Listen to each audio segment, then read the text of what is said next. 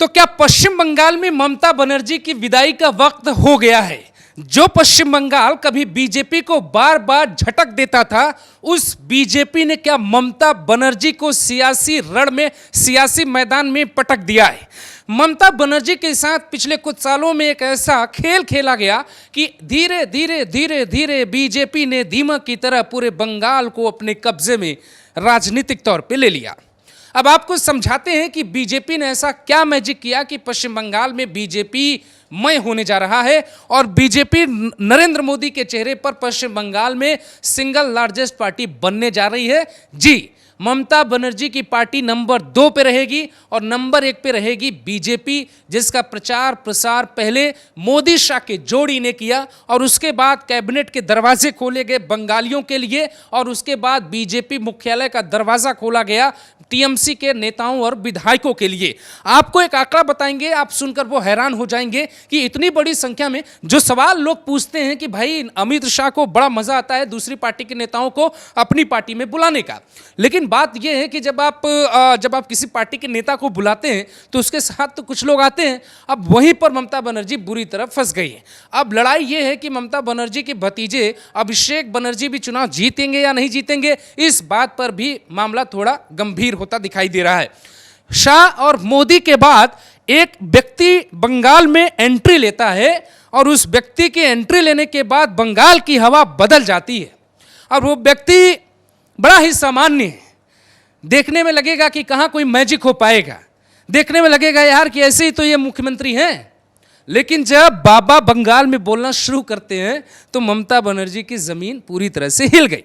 अब इसकी शुरुआत मैं आपको करता हूं, मेरे साथ हमारे सहयोगी प्रकाश भाई और मैं आपके साथ अभिषेक शांडिल, हम दोनों का वीडियो आप ज़रूर संभाल के रखिएगा। हम दोनों ने एक साथ पत्रकारिता शुरू की थी, एक ही कॉलेज से पढ़े और आज यहाँ पर आपको एक ही साथ समझाने की कोशिश कर रहे हैं कि असल में सच्चाई क्या है।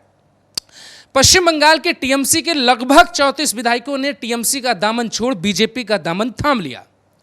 पश्चिम बंगाल के भीतर नगर निगम से लेकर बाकी के निकाय चुनावों में बीजेपी ने बेहतरीन प्रदर्शन करके दिखाया है और पश्चिम बंगाल की सियासत को समझने के लिए हम प्रकाश भाई के जरिए आपको जम्मू कश्मीर का उदाहरण भी समझाएंगे, जब बीजेपी ने अटल युग के दौरान 2003 के विधानसभा चुनाव में मात्र 3% वोट ही हासिल किए थे, लेकिन अटल युग से आडवाणी युग और आडवाणी युग से मोदी युग आते आते बीजेपी ने वहां पर महबूबा मुफ्ती के साथ गठबंधन करके सरकार बना ली थी। तो क्या यही पैटर्न है पश्चिम बंगाल में भी, जिसकी वजह से ममता बनर्जी की कुर्सी खिसक गई? बिल्कुल यही पैटर्न है। 34 तो विधायक प्रकाश भाई ममता बनर्जी के बीजेपी में चले गए और हजारों की संख्या में कार्यकर्ता बीजेपी के दरवाजे के पास जाकर खड़े हो जाते। पहली चाल बीजेपी ने ये चली। अब उन्हीं कार्यकर्ताओं के दम पे बीजेपी ने निकाय चुनावों को जीता, जिससे ये मैसेज बंगाल के भीतर गया कि बीजेपी अपनी जमीन पकड़ रही है। उन्हीं कार्यकर्ताओं और उन्हीं विधायकों के दम पर बीजेपी ने अपना फेस तैयार किया, जैसे शुभेंदु अधिकारी। उन्हीं विधायकों और उन्हीं कार्यकर्ताओं और सांसदों के दम पे नरेंद्र मोदी में मतलब जो राहुल गांधी और अखिलेश यादव बोले ना खटाखट खटाखट खटाखट, तो नरेंद्र मोदी ने अपने जो है कैबिनेट में खटाखट खटाखट करके बोला मंत्री बनाओ पश्चिम बंगाल से। और इस बात को समझ में लोग वहाँ पे जो पश्चिम बंगाल के लोग हैं वो समझ रहे हैं, जो बाहर के राज्य के लोग हैं वो इस बात को नहीं समझ पाए। उनको ऐसा लगता है कि नरेंद्र मोदी और योगी के भाषण से ही सब कुछ वहाँ पे संभव हो रहा। नहीं, भाषण का आधार तो तब तय हुआ जब पश्चिम बंगाल के भीतर ममता बनर्जी की पार्टी को पहले कमज़ोर किया गया। आप देखिए कि अगर आप देखते होंगे कि जब भी गाँवों में लड़ाई होती है तो ये होता भाई कि इनसे नहीं लड़ना है, इनका खानदान बहुत बड़ा है, तो पहले उस खानदान को बांटा बीजेपी ने, टीएमसी को बांट दिया, चाल दिया पूरी तरीके से। और जब टीएमसी के कार्यकर्ता भारी संख्या में बीजेपी के हो गए, उसका बड़ा प्रभाव पड़ा और बंगाल के भीतर जो हिंदुत्व का एजेंडा चला उसने भी बहुत असर दिया। आप देखिए ना, बहुत फ्रेम बाय फ्रेम चीज़ को समझने की देखिए, ये बात क्या ममता बनर्जी नहीं जानती, खूब जानती हैं। उनकी धड़कनें बहुत तेज़ हैं और ममता बनर्जी का ना जो टोन है ना वो भी चेंज है। नीतीश कुमार एक वक्त में कितनी हवाबाजी करते थे, जब प्रधानमंत्री नरेंद्र मोदी का चेहरे का ऐलान हुआ नरेंद्र मोदी का, तो नीतीश कुमार बोले कि नहीं मुझे इस कम्युनल आदमी के साथ नहीं जाना है, मैं अकेले चुनाव लड़ूंगा, इनको मुकाबला करूंगा। नीतीश कुमार कहां थे आज बताइए? नीतीश कुमार की फोटो आप इंटरनेट पर जाकर देखिए, नरेंद्र मोदी के सामने कैसे उनका चेहरा उदास हुआ पड़ा है। और ये बात पश्चिम बंगाल में ममता बनर्जी बहुत अच्छे से समझ चुके हैं प्रकाश भाई, इसीलिए इंडिया गठबंधन की 1 तारीख की मीटिंग में भी नहीं जाएंगी। इंडिया गठबंधन को अब बोल दिया कि भाई हम आपके साथ चुनाव नहीं लड़ेंगे, क्योंकि पश्चिम बंगाल में अगर लोकसभा सीटों में 24 से 25 सीट बीजेपी की आ रही है तो फिर विधानसभा हाथ से गया। बाकी आप अब दर्शकों को समझाइए कि बीजेपी ने बंगाल को कैसे अपने कंट्रोल में ले लिया और ममता दीदी की कम से कम लोकसभा में विदाई होने वाली है। अभिषेक, ये ना फेज वाइज समझेंगे। पहली बात तो ये है दर्शकों की जो आडवाणी और अटल युग था, उससे आज के दौर की जो मोदी और शाह की बीजेपी है, ये बीजेपी बिल्कुल अलग है। पहले क्या था, आडवाणी जी और अटल जी इतने से खुश थे कि जी हम हिंदी पट्टी के पार्टी हैं, लोग हमको यही कहते हैं, कोई बात नहीं। इकलौता राज्य कर्नाटक को छोड़ के पूरे साउथ में पार्टी के विस्तार पर ध्यान नहीं दिया गया। मेरे कहने का मतलब यह है कि पार्टी जहां जहां देश के क्षेत्रों में नहीं थी, नॉर्थ ईस्ट में या बंगाल में या केरल में या तमिलनाडु में या आंध्रा में या तेलंगाना में, उन क्षेत्रों में पार्टी ने विशेष ध्यान नहीं दिया। जबकि नरेंद्र मोदी और शाह जैसे ही दिल्ली आए और दिल्ली पर कंट्रोल किया, इन्होंने सबसे पहले यह चेक किया कि भाई कहां कहां हम नहीं हैं, हमको वहां पार्टी बड़ी करनी है। सिंगल एजेंडा इनका यही रहा। और इसीलिए आपको याद होगा कि आप 2014 का चुनाव याद करना दोस्तों, उस समय बंगाल में बीजेपी का वोट शेयर 17% था, 17%। 2019 में वो वोट शेयर हो गया 39%, करीब करीब 3 गुने के आसपास, आप समझो। और बीजेपी के 18 सांसद बन गए। ये केवल बंगाल की बात नहीं है, यही काम इन्होंने उड़ीसा में भी किया, यही काम इन्होंने कर्नाटक में भी किया और बाकी राज्यों में भी। बात यही है। और बंगाल तक लौट के आते हैं कि बंगाल की राजनीति कैसी है और बंगाल में पॉलिटिक्स कैसे होती है। इससे पहले वामपंथियों की सरकार थी, ममता बनर्जी से पहले। वहां कल्चर क्या है अभिषेक, मैं बंगाल में रहा हूं, मेरे पिताजी वहीं नौकरी करते थे, तो वहां की पॉलिटिक्स क्या है ये समझ लीजिए।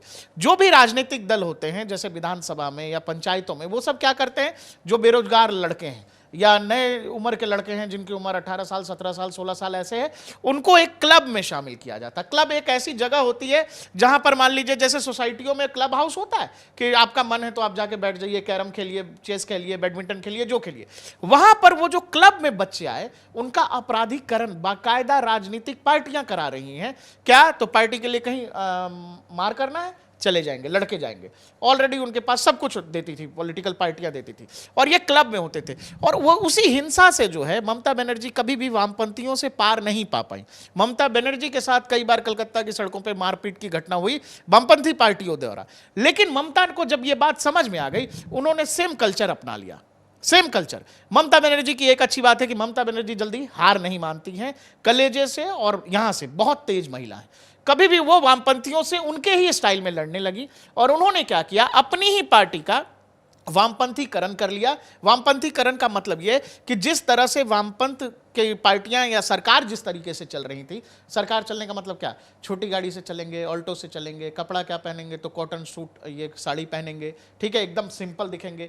और विधानसभा और लोकसभा में उस तरह के तमाम लड़कों को क्लब हाउस में ज्वाइन कराया गया और उन्हीं से पार्टी का काम लेने लगे। अब वोट किसको करना है तो वो जाके बताएंगे, पार्टी के कार्यकर्ता घर घर जाके, कि भाई किसको वोट करना है। नहीं आप दोगे उस हिसाब से तो आपके साथ मारपीट हो सकती, कुछ भी हो सकता है।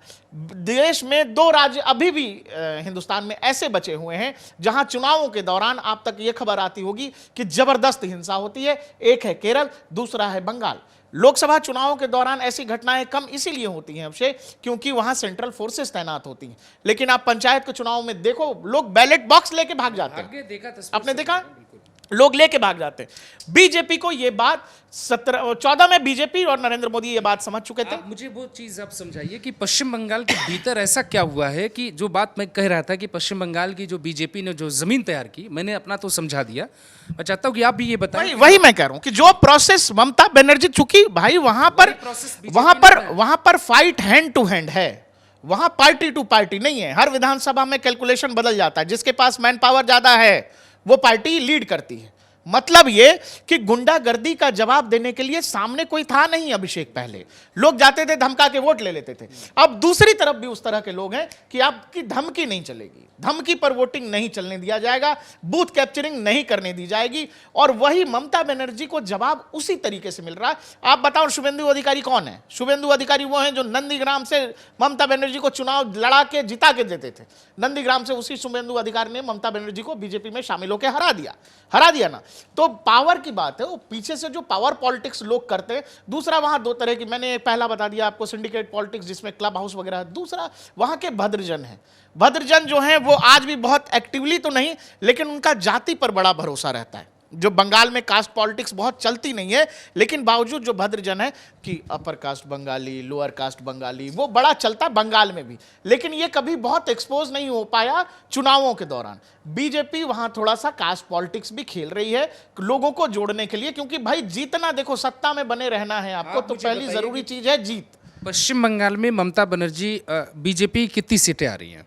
देखो अभिषेक, मुझे ये लग रहा है कि बीजेपी, ऐसा भी हो सकता है, सिंगल लार्जेस्ट पार्टी मैंने और तुमने दोनों ने ही बता दिया है।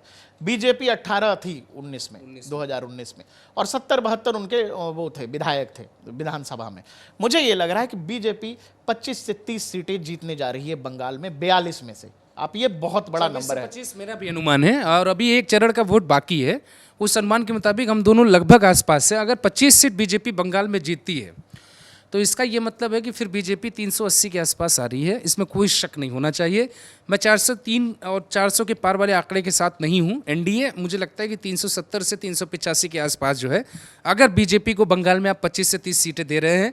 यूपी में अगर स्थिति ठीक है, ओडिशा में चूंकि बढ़ी रही, ओडिशा पे हम लोग एक अलग वीडियो बनाएंगे कि ओडिशा में बीजेपी ने 4 सीटें जीती पहले मोदी के नेतृत्व में, फिर 8 जीती। अब ऐसा क्या हुआ कि बीजेपी, आपने शुरू में एक बात कही कि मैं हमारे यहाँ गांव में कहते धीरे धीरे रे मना, धीरे सब कुछ हो।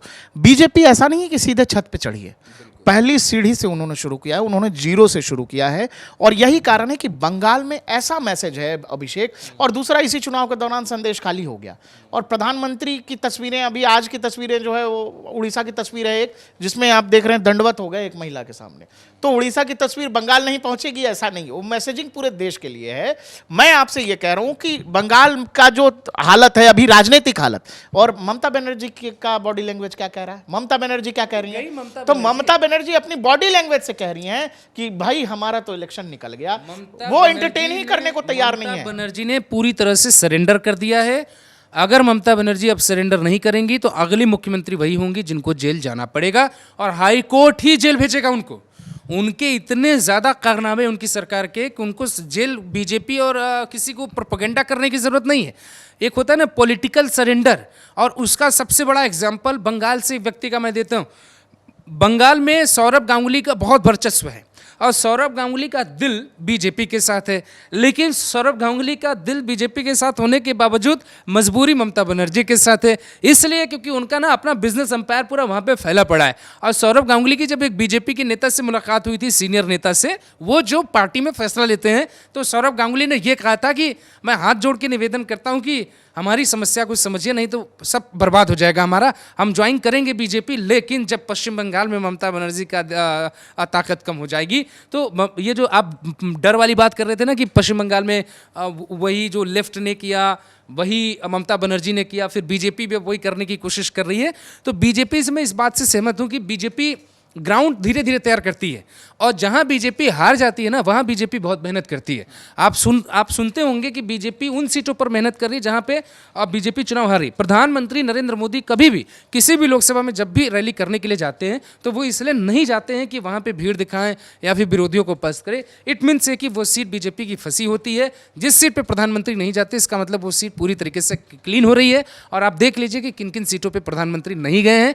आपकी भी सीट पर अगर प्रधानमंत्री नहीं आए हैं तो बीजेपी बम्पर वोटों से जीत रही है, और अगर प्रधानमंत्री गए तो वो सीट बीजेपी की डाइसी रहती है जब प्रधानमंत्री की रैली के बाद। मैं एक बहुत अच्छा उदाहरण आपको देता हूं, जो लोग जुड़े हैं उनको बहुत अच्छा लगेगा। साल 2009 का चुनाव था, एक दिन ये जानकारी मुझे नहीं थी, कई जानकारी आपको छूट जाती। मैं ये एक दिन रिसर्च कर रहा था और मेरे सामने ये जानकारी आई कि साल 2009 में जब नरेंद्र मोदी तत्कालीन गुजरात के सीएम हुआ करते थे, तो 2009 में महेंद्र नाथ पांडे नाम के एक बीजेपी के चंदौली से सांसद है और मोदी कैबिनेट में मंत्री भी बनाए गए थे, तो उनको जो है भदोही से चुनाव लड़वाया गया था लोकसभा का। और 2009 में बीजेपी किसी एजेंडे पर काम कर नहीं रही थी, आडवाणी के चेहरे पर चुनाव हुआ था और बीजेपी बहुत बुरी तरह हारी थी चुनाव। तो वहां पर महेंद्र नाथ पांडे की जमानत जब्त हो गई बीजेपी के सीट से ही, और नरेंद्र मोदी चुनाव प्रचार करने भी आए थे उनके लिए, कैंपेनिंग करने के लिए। तो अभी जो है ना टाइम पूरी तरह से चेंज हो गया। अभी सिर्फ नरेंद्र मोदी और योगी के चेहरे पे ही चुनाव नहीं हो जा रहा है। अभी जो चुनाव पूरा चल रहा है वो ये चल रहा है, लोगों ने ये देख लिया है कि जिस तरीके से हालात इस देश में पिछले कुछ समय से बने और एक धर्म को बढ़ावा दिया गया, वो लोग समझ चुके हैं कि योगी की स्थिति बहुत भयावह है, बहुत योगी और मोदी का रहना बहुत जरूरी है, क्योंकि हिंदुत्व एक बड़ा एजेंडा है। और जब आखिरी रात होती है वोटिंग के पहले, जब सुबह 7 बजे जब बूथ खुलता है, उसकी पहले की जो रात होती है और जो समय होता है, प्रकाश भाई आप अगर इलेक्शन में आप गए होंगे, देखा होगा आपने, मैंने भी देखा है, जो 7 बजे से लेकर जो रात 12-2 बजे तक का वक्त होता है, पूरा इलेक्शन वहीं घूमता है। और वहीं इलेक्शन घूमा था योगी का, वहीं इलेक्शन घूमता है मोदी का। आप एक रात पहले किसी भी लोकसभा सीट पे जाइए, क्या हुआ, बीजेपी चुनाव हार रही। लेकिन जब आप आखिरी विकल्प के तौर पे देखते हैं कि किसको वोट करेंगे, तो भाई किसको वोट करेंगे? कन्हैया कुमार को वोट करेंगे कोई? क्यों कन्हैया कुमार को क्यों वोट करना चाहिए? आप नेता बनिए, इस बात के लिए आप देश को गाली दीजिएगा, आप देश की व्यवस्था को ललकारिएगा? नहीं, ऐसा नहीं हो सकता भाई। अगर आप अरविंद केजरीवाल को देखिए और कन्हैया कुमार को देखिए तो कितना फर्क है। अरविंद केजरीवाल सत्ता में आने के बाद मंदबुद्धि हो गए, सेना पे सवाल पूछा उन्होंने, और अरविंद केजरीवाल के बदले अगर आप कन्हैया कुमार को देखिए तो वो व्यक्ति सेना पे सवाल पूछ के ही राजनीति में आया। तो जब पब्लिक वोट देने के लिए जाएगी ना, तो भाई कुछ लोग धर्म का चोला ओढ़ के कन्हैया को चुनेंगे, पूरी दिल्ली तो नहीं चुनेगी। और यही पैटर्न बंगाल में काम कर रहा है, यही पैटर्न हर जगह काम कर रहा है मेरे मुताबिक। अब दर्शक इस चीज़ को बताए कि पश्चिम बंगाल तो बीजेपी गई, देखिए 25 से 30 से जो आपका अनुमान है वो सही है, लेकिन मेरा अनुमान 24 से 25 सीटों का है। पश्चिम बंगाल बीजेपी बड़ा धमाका करने जा रही है और इसमें जो है योगी आदित्यनाथ का भी रोल बहुत बड़ा है, क्योंकि योगी पश्चिम बंगाल में एक दिन में 3 रैली योगी आदित्यनाथ की लगी। कोई नेता वहां पे जाके प्रचार नहीं कर सकता। पश्चिम बंगाल में लैंग्वेज का इशू है, खाने पीने का कल्चर अलग है, पश्चिम बंगाल का कल्चर पूरी तरह से अलग है। लेकिन उत्तर प्रदेश के नेता योगी आदित्यनाथ जब जाते हैं तो मुसलमान रास्ता वहां पे बदल दे रहे हैं, क्योंकि उनको लग रहा है कि अगर उनकी रैली में चले गए तो ममता के कार्यकर्ता बाद में पीटेंगे और नहीं गए तो बीजेपी वाले पूछेंगे। इस चक्कर में पूरा बंगाल जल रहा है। आप एक चीज समझिएगा कि पूरी की पूरी बीजेपी की इलेक्शन मशीनरी काम कैसे करती है। तो बीजेपी के पास इंटरनल सर्वे ये था कि कर्नाटक का विधानसभा ऑलरेडी बीजेपी हार रही है। बावजूद इसके प्रधानमंत्री मोदी ने कर्नाटक के विधानसभा में अपने आप को पूरी तरह से झोंके रखा, आखिरी तक कहते रहे कि हम जीत रहे हैं, जीत रहे हैं, जीत रहे हैं। हालांकि बाद में बीजेपी हारी। दरअसल यही स्ट्रैटेजी है कि नरेंद्र मोदी लगातार कर्नाटक में घूम इसीलिए रहे थे कि उनका जो वोट शेयर है वो वोट शेयर इंटैक्ट रहे, ताकि लोकसभा चुनाव में बहुत ज्यादा नुकसान न हो। तो बीजेपी चुनावों के साथ साथ केवल आज का नहीं सोच रही होती है, वो अगले कई चुनावों का सोच रही होती है। और बंगाल में वही अगले चुनावों को सोचने को लेकर बंगाल के नतीजे आपको काफी चौंका सकते हैं।